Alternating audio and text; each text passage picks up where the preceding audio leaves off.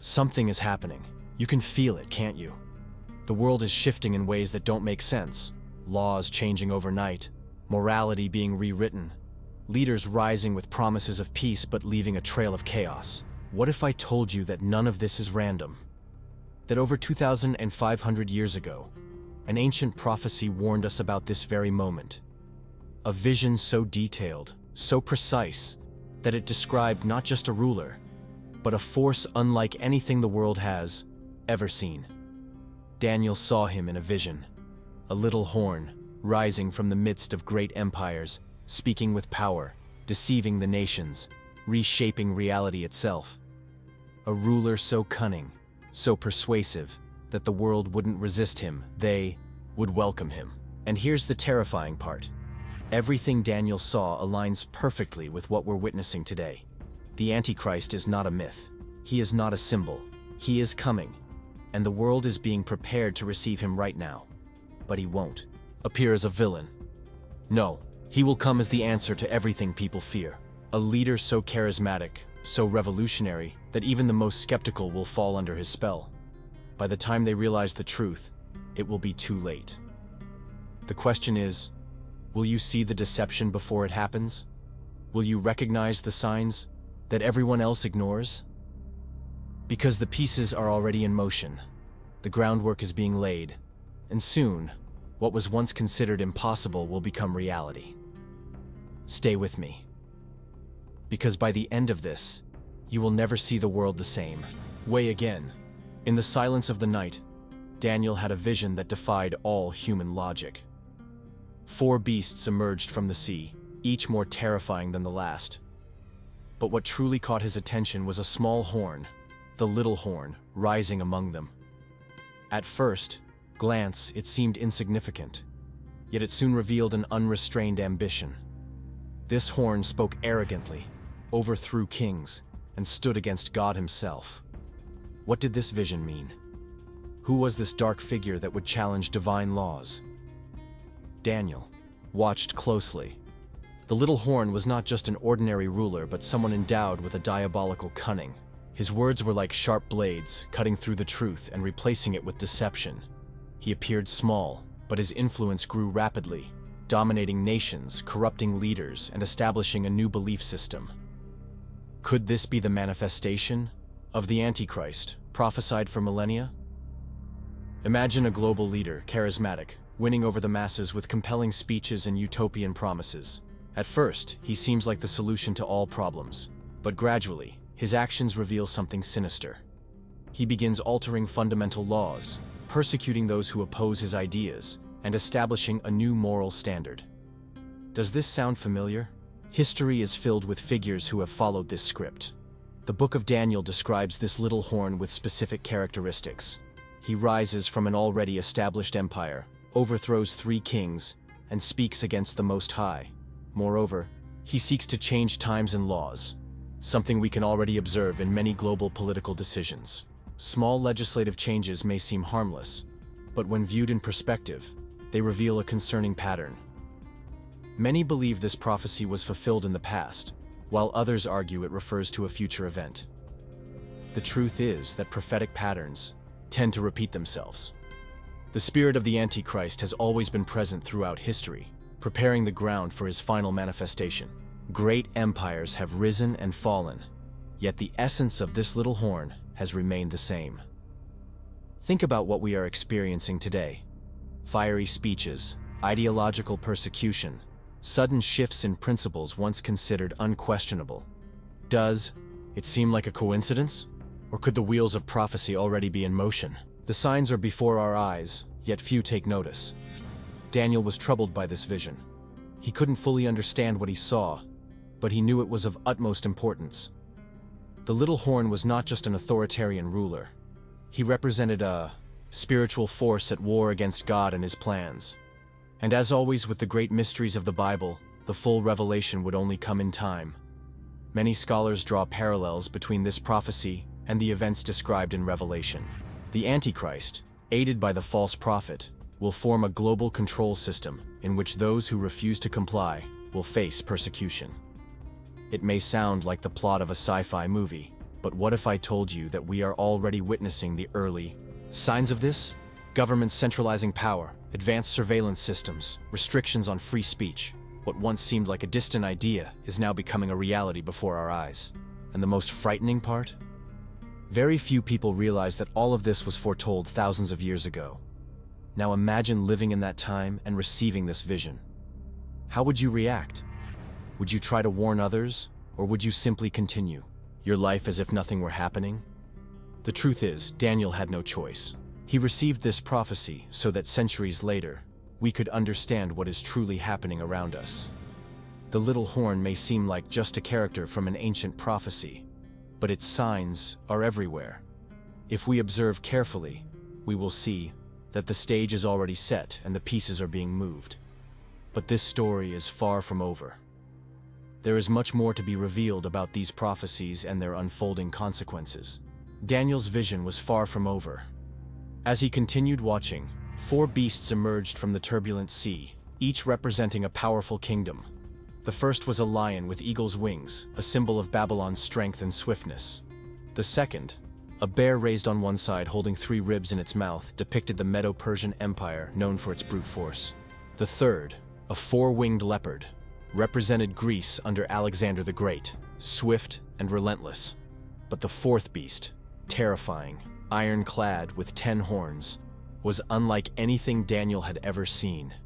It was the embodiment of Rome, a kingdom that would shape history and pave the way for the little horn. Each beast was more than just an animal. It was a prophecy in motion. The lion, Babylon, ruled with unmatched dominance until its wings were torn off, symbolizing its fall. The bear, Medo-Persia, crushed its enemies with unyielding power, expanding its territory beyond imagination. The leopard, Greece, was fast, unstoppable. But its 4 heads hinted at a division after Alexander's death. And then there was Rome, the beast with iron teeth that devoured everything in its path. But what truly set it apart was the emergence of something small, yet profoundly influential: the little horn. At first, Daniel could hardly comprehend what he was seeing. How could an empire, mighty and ruthless, give rise to something even more dangerous? The answer lay in its horns. 10 horns represented 10 kings, but from among them, one insignificant-looking horn arose, the little horn. It wasn't just another ruler. It had eyes like a man and a mouth that spoke boastfully, challenging even the heavens. This was no ordinary leader. This was a force that would shake the world. History has an uncanny way of repeating itself. Consider the transitions of power throughout time, how one empire falls, only for another to rise from its remnants. Babylon was great, but its arrogance led to its downfall. Medo-Persia was mighty, but its divided rule left it vulnerable. Greece, conquered with speed, but internal conflicts splintered its strength. Rome was the strongest of them all, yet even it succumbed to transformation, paving the way for the next phase of Daniel's prophecy. The cycle never ends. What makes the little horn so dangerous isn't just its rise to power, it's the way it rises. It doesn't conquer through brute force, but through deception. It uproots 3 kings, not with swords, but with cunning. It speaks words that mesmerize nations, altering laws, reshaping societies, and turning people away from divine truth. The pattern can be seen in history, but it's even more evident today. Who holds the real power in modern times? Those who control laws, information, and beliefs. The fourth beast terrified Daniel. Unlike the previous empires, this one had no clear comparison in nature. It was beyond human comprehension, something unnatural, something driven by a force greater than any mere kingdom. Could it be that what Daniel saw wasn't just Rome, but an empire that would transcend time, molding itself into different forms until the final prophecy was fulfilled? The little horn wasn't content with earthly power. It sought more. It sought to redefine morality, to challenge divine authority, to make itself the center of worship. And isn't that exactly what we see today? Leaders rising, claiming to have all the answers, changing definitions of right and wrong, setting themselves up as saviors. The foundation has already been laid. The question is, are we paying attention? Daniel was troubled. not just by what he saw, but by what it meant. This prophecy wasn't just for his time, it was for the future. The four beasts had come and gone, yet their legacy remained. The little horn was still to rise in its full form, and when it did, the world would never be the same. Every empire, no matter how powerful, follows the same fate: rise, rule, and fall. But there is one that will try to change that cycle. One that won't just rule, but seek to dominate every aspect of human life. The blueprint has already been written. The question isn't whether it will happen, but when. And when it does, will we recognize the signs? The little horn was no ordinary ruler. Unlike the kings before him, he didn't just claim political power. He sought total dominion, reshaping laws, beliefs, and even time itself. Daniel saw this horn rise among the 10, uprooting 3 in its path. It spoke with arrogance, boasting against the Most High, and persecuting those who remained faithful. This wasn't just about conquest, it was about control. Control over minds, hearts, and souls. The Antichrist wasn't coming to rule in the traditional sense. He was coming to rewrite existence itself. Powerful empires rise and fall. But this little horn operated differently. Instead of brute force, it used deception. Instead of war, it used influence. Imagine a leader so persuasive that entire nations willingly submit, believing they are embracing progress. It doesn't happen overnight. It's a slow erosion of values, a systematic restructuring of truth. And history proves that the most dangerous rulers aren't those who conquer by force, but those who convince people that their chains are freedom. Daniel described this figure as one who would seek to change times and laws. Think about that. Not just governmental laws, but fundamental truths that define morality, faith, and society itself. We've seen this throughout history. Ideas that were once unshakable being questioned, rewritten, and erased. The little horn doesn't just impose rules. He shifts the very fabric of reality, leading people into a new world order where God is no longer the center. One of the most defining traits of this figure is his speech. Words are his greatest weapon.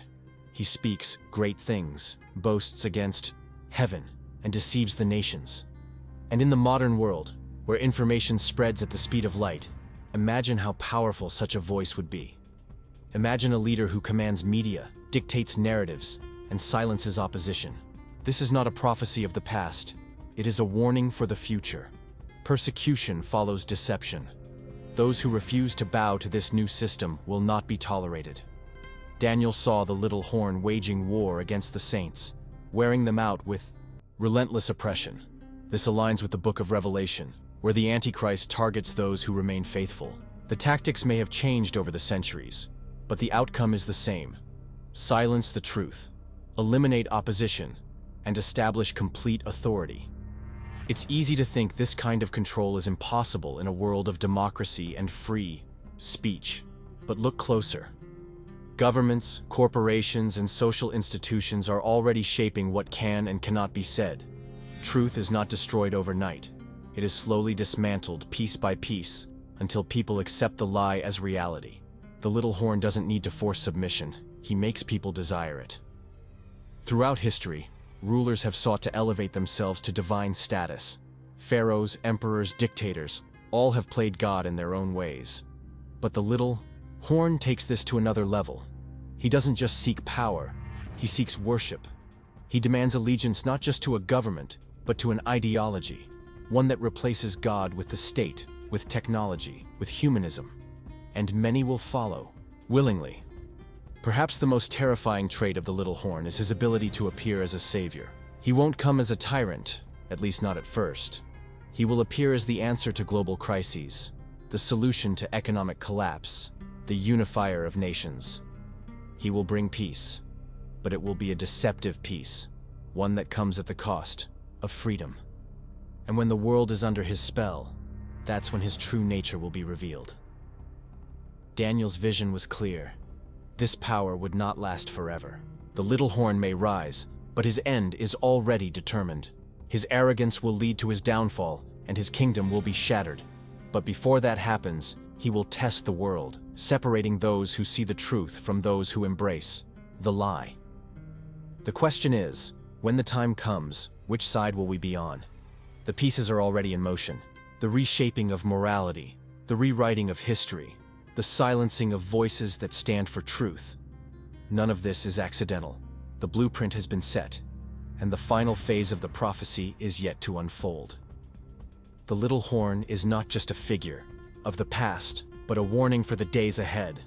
And soon, the world will witness his full emergence. The little horn may rise, but his power has an expiration date. Daniel's prophecy in chapter 7, verse 25, reveals that his reign will last for a time, times, and half a time, 3.5 years. This period of dominance is not random.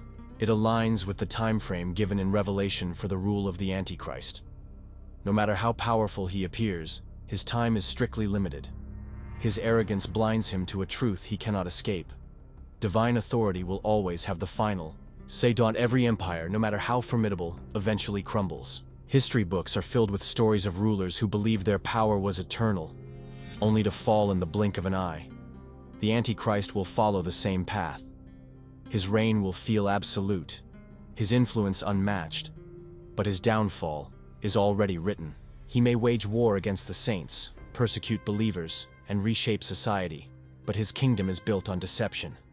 And all deception, no matter how convincing, eventually collapses under the weight of truth. Power often makes tyrants believe they are invincible. The little horn will convince the world that he holds ultimate control, that his system is unshakable.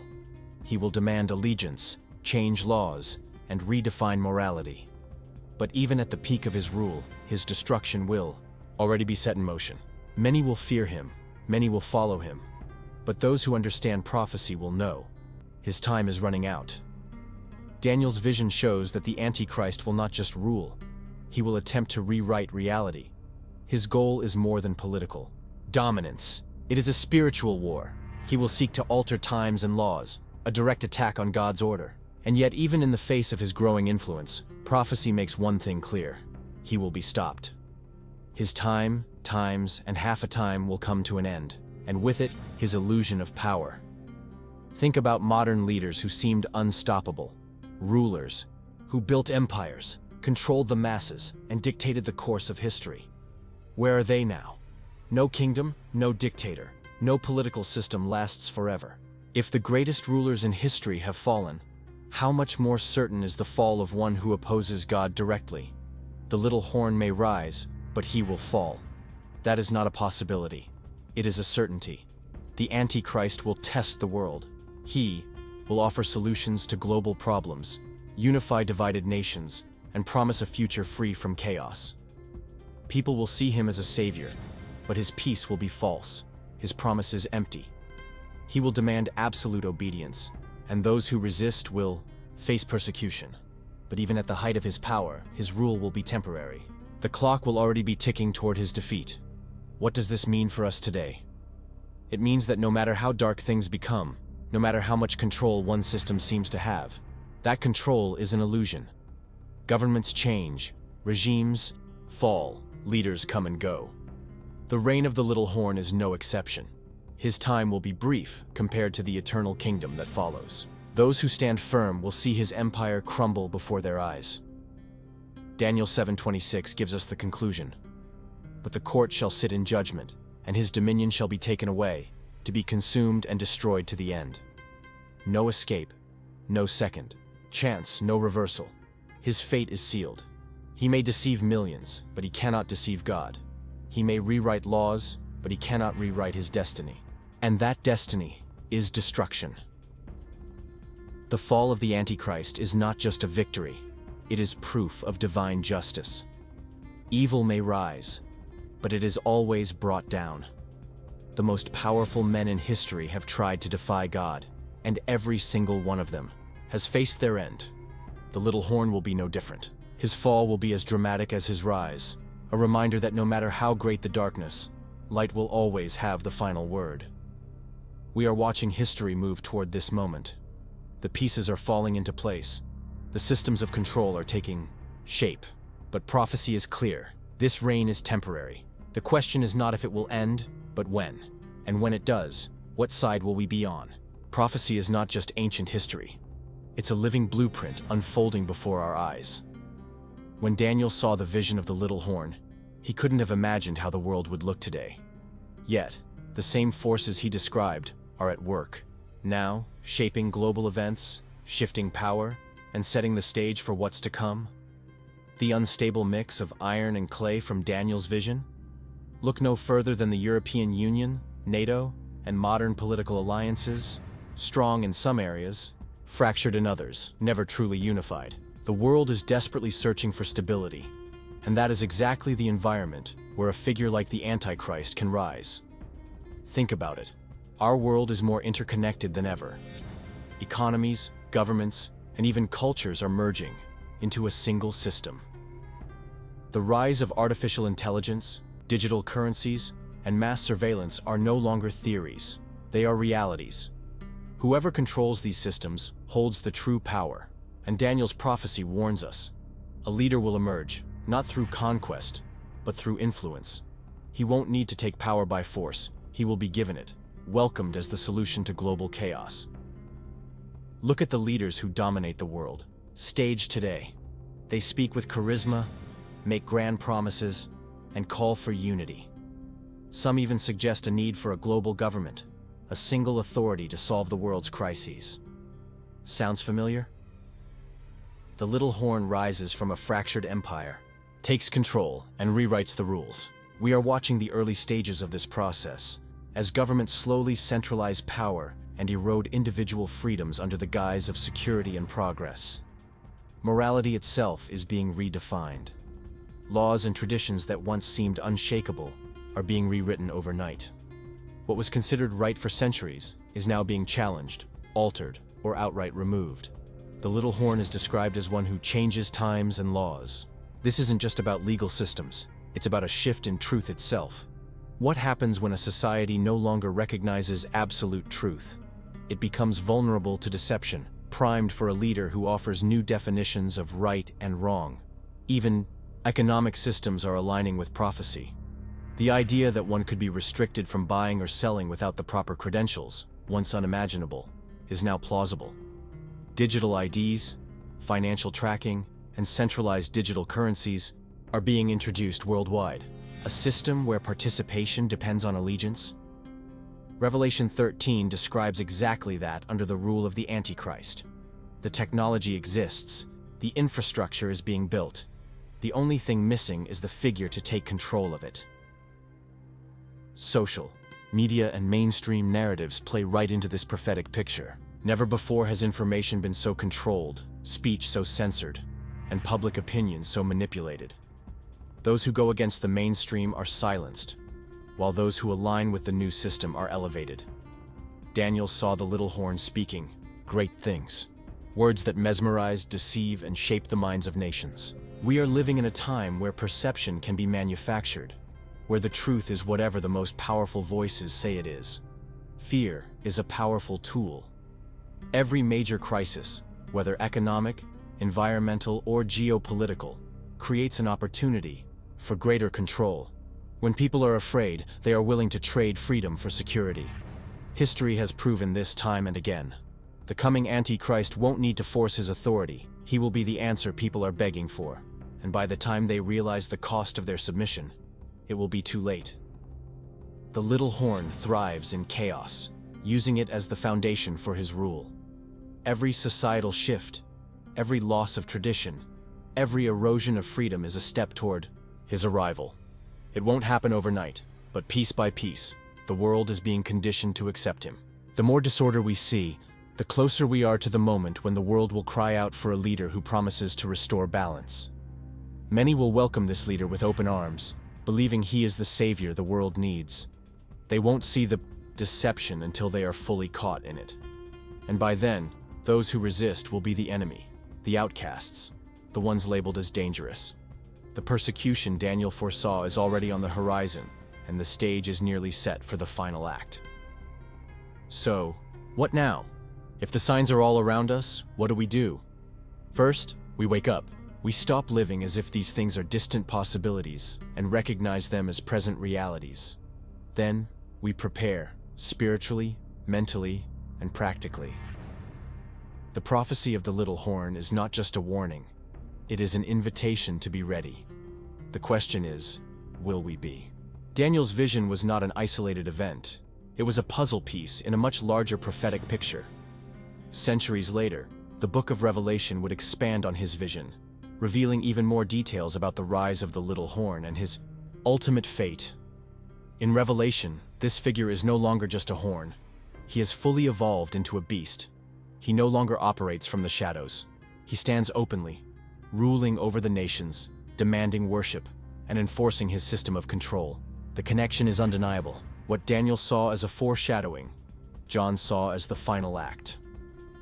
Revelation 13 describes a beast rising out of the sea, just like Daniel's vision. This beast has 10 horns and 7 heads, a direct parallel to the fourth beast in Daniel 7. But now, the Antichrist is no longer alone. Another figure emerges, the false prophet. If the little horn is the ruler, the false prophet is his enforcer. Together, they form an unholy trinity with Satan, mimicking the structure of divine authority. Every move they make is designed to deceive, to manipulate, and to draw people into ultimate rebellion against God. The Antichrist will not rule by force alone. His reign will be spiritual, political, and economic. Revelation speaks of a mark, one that will be required to buy and sell. This system ensures that only those who pledge allegiance to him can participate in society. What was once seen as a distant prophecy is now frighteningly plausible. Digital identification, financial control, and global governance are no longer science fiction. They are active discussions among world leaders today. John's vision also shows that the Antichrist will be worshipped by the masses. People will marvel at his power, his ability to unify, his promise of peace. They will say, "Who is like the beast? Who can wage war against him?" The deception will be so great that even those who once held strong convictions may falter. This is why understanding prophecy is crucial, so that when the time comes, we are not caught off guard. The false prophet's role is equally chilling. He will perform great signs, even calling fire down from heaven. Miraculous displays will solidify his credibility, convincing people that their allegiance to the beast is righteous. But these signs are counterfeit, designed to blind, not to enlighten. He will construct an image of the beast and demand that all worship it.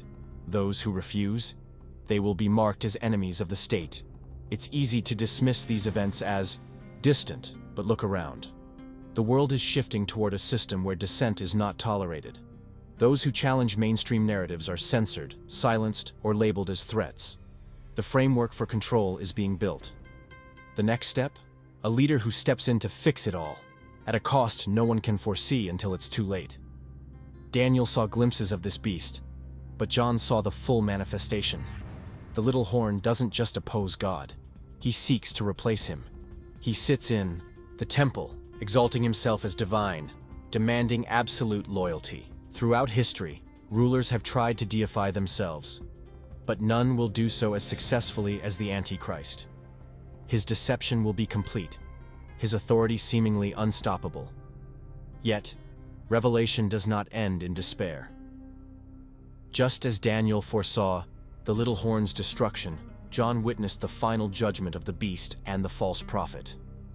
Their reign is terrifying but temporary. They will be cast into the lake of fire, their empire shattered, their followers left in devastation. Evil will have its moment, but truth will prevail. The warnings have been given. The puzzle pieces fit together. The connections between Daniel and Revelation are too precise to ignore. This is not just a historical curiosity, it is a roadmap of what is coming. And the final chapters of this prophecy are about to be written. Control. That is the ultimate goal of the little horn, and nowhere is it more evident than in the prophecy of the mark of the beast. Revelation 13 describes a time when no one will be able to buy or sell unless they bear the mark, an outward sign of allegiance to the Antichrist. This isn't just about economic restrictions. It's about ownership. Accepting the mark is more than a transaction. It is a declaration of loyalty, a submission to a system that opposes God. For centuries, people have speculated about what this mark could be. A physical symbol? A digital identifier? A microchip? What once seemed like speculation is now a real possibility. Governments and corporations are actively working on biometric identification, digital currencies, and centralized financial tracking. The infrastructure for total economic control is already being built. The question is not if such a system could exist, but when it will be fully implemented. The mark of the beast is more than a financial tool. It is a test of allegiance. It is a moment where people will be forced to choose between convenience and conviction. Imagine a world where survival depends on a single decision: comply or be excluded. No bank account, no job, no ability to travel, no access to basic necessities. The pressure will be overwhelming, and many will justify their choice by saying, "I have no other option." But the cost of taking the mark is greater than mere survival. Revelation 14 warns that those who accept it will face eternal consequences. This isn't just a political system, it's a spiritual one. The little horn doesn't want just obedience, he wants worship. And the mark is the ultimate expression of that submission. Think about modern trends. We are already witnessing the conditioning of society to accept digital identification as part of everyday life. Payment methods are shifting from cash to digital wallets. Travel is increasingly tied to biometric scans. Even social credit systems are emerging in some countries, where access to services depends on government approval. The world is being prepared for a system where control is centralized and participation is conditional. And it won't happen overnight. The Antichrist will not introduce the mark in a single, obvious moment. It will be a gradual process, a series of small steps leading to a point where opting out is no longer an option. People won't even realize they're walking into a trap until the door is already locked behind them. One of the most deceptive aspects of this system will be its appearance. It won't be presented as oppression, but as progress. Imagine a world in crisis, desperate for solutions. A leader emerges, offering peace, stability, and security. The mark will be introduced as a way to ensure order, to eliminate crime, to protect people from economic collapse. And because it will seem logical, even beneficial, most will accept it without hesitation. But for those who resist, the consequences will be severe. They will be labeled as extremists, as enemies of progress, as threats to the new order. Persecution will follow. Daniel foresaw this war against the saints, and Revelation confirms it. Those who refuse the mark will not only be ostracized, but actively hunted. The world will see them as obstacles to peace. Yet, the prophecy is clear. The mark of the beast is not just about survival in this life, it's about eternity. Those who choose loyalty to God over the convenience of the system will be vindicated. Their suffering will be temporary, but their reward will be eternal. And in the end, the system that seemed invincible will collapse, and its leader will face ultimate judgment. The stage is being set. The infrastructure is nearly complete. The deception is already at work. The only question is, when the moment comes, will we recognize it for what it truly is? The reign of the little horn may be terrifying, but it is also short-lived. Daniel 7:26 declares that his dominion will be taken away, consumed, and destroyed forever. No matter how much power the Antichrist accumulates, no matter how many nations bow before him, his fate is sealed. The final judgment is not a battle, it is an execution of divine justice. Evil may rise, but it is always destined to fall. Throughout history, the most powerful rulers have believed they were untouchable, only to face their downfall. The Antichrist will be no different. He will command armies, control economies, and deceive billions, but in a single moment, his empire will crumble. Revelation 19 describes the return of Christ, riding on a white horse, leading the armies of heaven.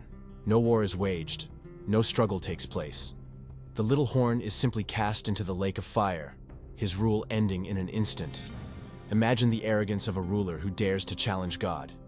He builds a system so complete, so controlling, that he believes he has rewritten reality itself. He exalts himself as a god, demanding total worship.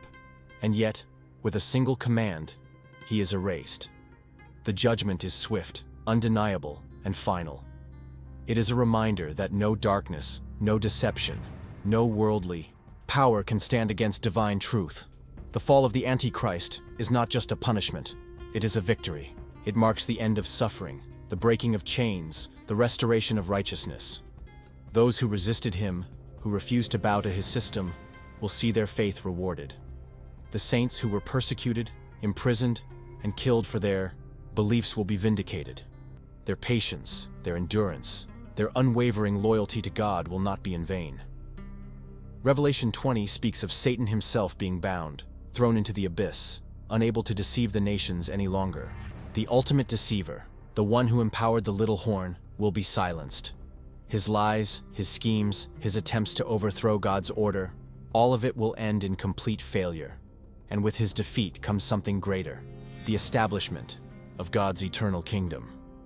Think about how many times evil has seemed to have the upper hand in history. Corrupt leaders, oppressive regimes, lawlessness growing unchecked.